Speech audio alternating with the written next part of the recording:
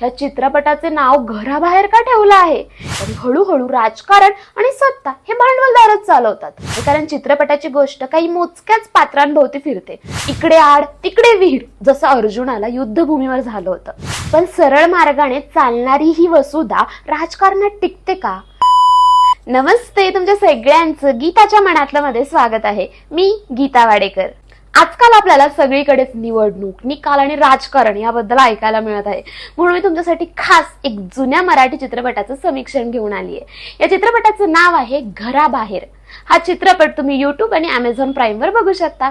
चला तर मग सुरू करूयात. आपल्या संविधानाने महिलांनी राजकारणात सहभाग घ्यावा, त्यांनी नेतृत्व हाती घेऊन समाजसेवा करावी या हेतूने महिला वॉर्ड म्हणजे महिला राखीव जागा आरक्षित केल्या आहेत. पण त्याचा गैरवापर घेतला जात आहे. महिलेच्या नावाखाली घरातील पुरुषच सत्ता गाजवत आहेत आणि ते इतकं सामान्य झालं आहे की त्या महिलेला पण त्यात चुकीचं काहीच वाटत नाहीये. कारण सुरुवातीपासूनच समाज स्त्रीला एक शोभेची बाहुली म्हणून वापरत आला आहे. महिलांनी चूल मूल सोडून राजकारणात ओळख निर्माण करावी त्यासाठी केलेला हा हक्क पुरुष सत्ताक समाज हिसकावून घेत आहे आणि यावर सुंदररित्या हा चित्रपट भाष्य करतो. हनुमंतवाडी एक गाव असते आणि तिथे अण्णासाहेब पाटील हे खूप वर्ष निवडून येणारे आमदार असतात. त्यांचा मुलगा बाळासाहेब पण राजकारणात सक्रिय असतो. त्यांची मुलगी वसुधा ही आर्किटेक्चर शिकणारी विद्यार्थिनी असते. त्याच गावात तिचा एक वर्गमित्र असतो जो वेगवेगळे शेतीमध्ये प्रयोग करत असतो, जेणेकरून एके दिवशी त्यांचं गाव आदर्श गाव व्हावं ही त्याची खूप मनापासून इच्छा असते. अचानक महिला राखीव जागेमुळे वसुधाला इच्छा नसताना पण राजकारणात उतरावं लागतं. पण सरळ मार्गाने चालणारी ही वसुधा राजकारणात टिकते का? तिचे वडील हे तिचे आदर्श असतात का? ह्या चित्रपटाचे नाव घराबाहेर का ठेवलं आहे? हे सगळं जाणून घेण्यासाठी तुम्हाला हा चित्रपट बघावाच लागेल. Excuse me. हो तुम्हीच. तुम्हाला जर गीताच्या मनातलं जाणून घ्यायचं असेल तर आजच माझ्या चॅनलला सबस्क्राईब करा आणि हो, बेल आयकॉन सुद्धा प्रेस करा. त्याच्यामुळे तुम्ही माझे व्हिडिओ कधीच चुकवणार नाही. राजकारण म्हटलं की आपल्या समोर येतो भ्रष्टाचार, खोटी आश्वासने, फसवेगिरी, वेगवेगळे घोटाळे, भांडवलशाही आणि गुंडगिरी असा हा सगळा अनैतिक कारभार. या सगळ्यांमध्ये क्वचितच आपल्याला सामान्य माणूस आठवतो. त्यामुळे राजकारणाला नेहमीच नकारात्मक दृष्टीने बघण्यात आले आहे. एका बाजूला शिक्षण हा धंदा नाही हे भाषणात म्हणायचं आणि मोठे मोठे डोनेशन घेऊन ऍडमिशन घ्यायचे. गोड बोलून जनतेला फसवून लोकांच्या भावनांपेक्षा स्वतःच्या व्यवहाराला महत्त्व दिले जाते.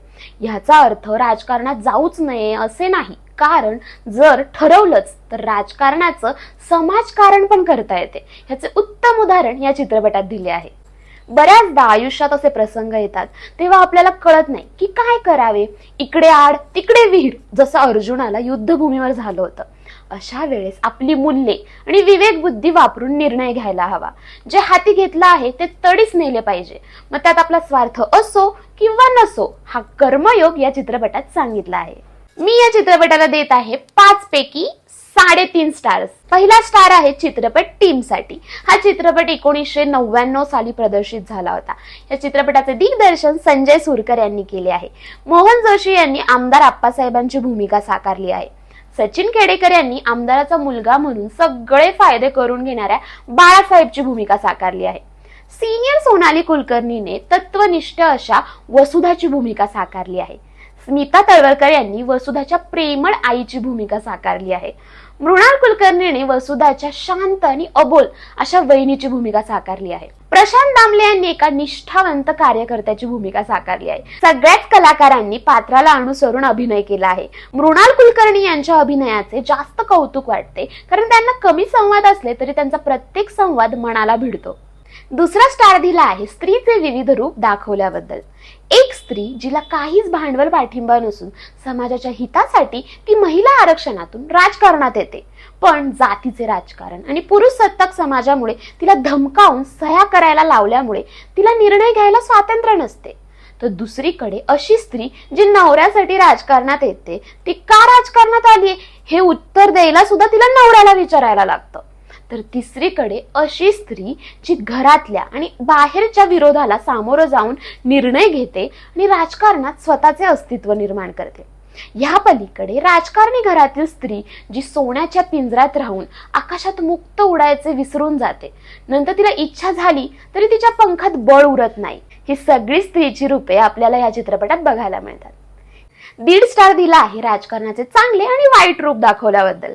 विरोधी पक्षाला विनाकारण त्रास दिला जातो, त्यांच्या मागणीमध्ये तथ्य असले तरी त्यांना गप्प केले जाते. राजकारणी कसे भांडवलदारांना विकले जातात आणि हळूहळू राजकारण आणि सत्ता हे भांडवलदारच चालवतात. त्यामुळे कार्यकर्त्यांची मधल्यामध्ये होणारी तळमळ आणि महिला राखीव जागेचा होणारा गैरवापर या चित्रपटात दाखवला आहे.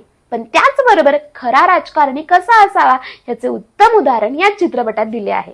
1.5 स्टार कमी केला आहे कारण चित्रपटाची गोष्ट काही मोजक्याच पात्रांभोवती फिरते, त्यामुळे ती नैसर्गिक नॅचरल वाटत नाही. अजून थोडे पात्र असते तर जास्त मजा आली असती. 27 वर्षांपूर्वी बनवलेला हा चित्रपट अजून पण आपल्याला रिलेट होतो. दर्जेदार असा हा मराठी चित्रपट एकदा तरी बघायलाच हवा.